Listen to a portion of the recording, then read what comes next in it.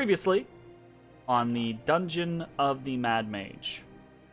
The party was taking surface leave for a few days.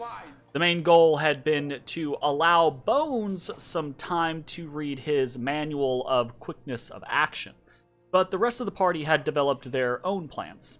Plans that had been only minorly interrupted when thieves had attempted to steal the manual. But that was all behind the party now. Ashes ended up venturing to the Temple of the Moon, visiting with Taverin and attempting to commune with Selune. While he'd been mostly unsuccessful at this, he had managed to deepen his relationship with Zalara, resulting in another of the Moonblade's runes alighting.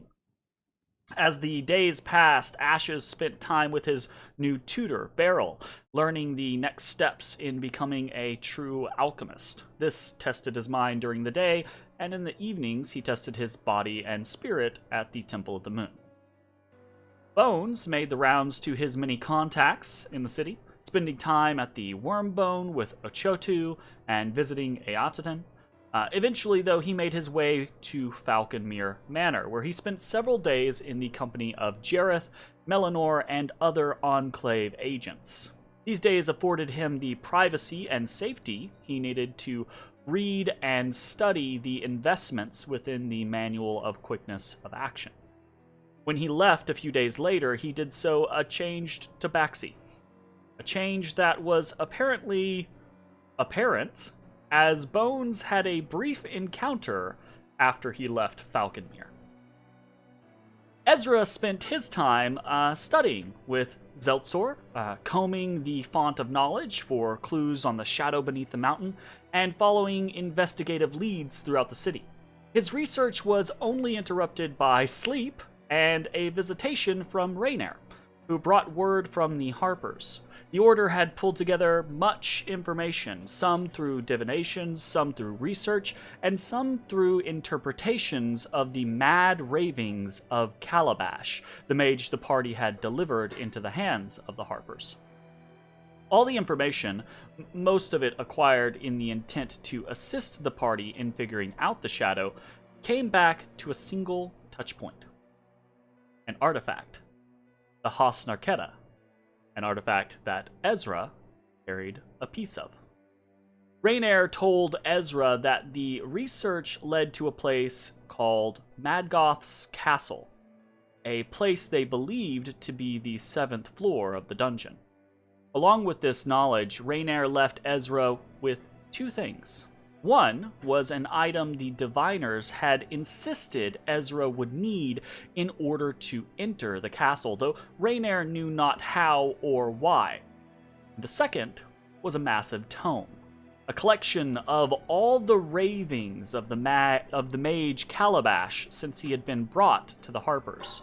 The Order believed that information could be gleaned from these ravings, and thought that perhaps Ezrah, down in the dungeon, surrounded by the subjects of these ravings, might have more luck making sense out of them. In the meantime, Matashtai made ready to leave the city, intending to spend time communing with Valenna and the artifacts of Boldre within the mountains. He missed his home, the Mountains of Adar, and so thought to head to the nearby Sword Mountains. A bit of a vision quest. He almost didn't make it out of the city, though, forgetting that the Watch had told the party not to leave. Fortunately, his past experiences with the Fourth, as well as the help of Callow Harden pulling rank, got him out of Waterdeep. Callow and Matashtai journeyed part of the way to Amphale together before Matashtai broke off towards the Sword Mountains. Eventually, the monk made a camp and set about making a tea to guide his vision quest. He and Valenna had a bit of a wild time, culminating in them potentially hallucinating a copper dragon flying overhead and landing nearby.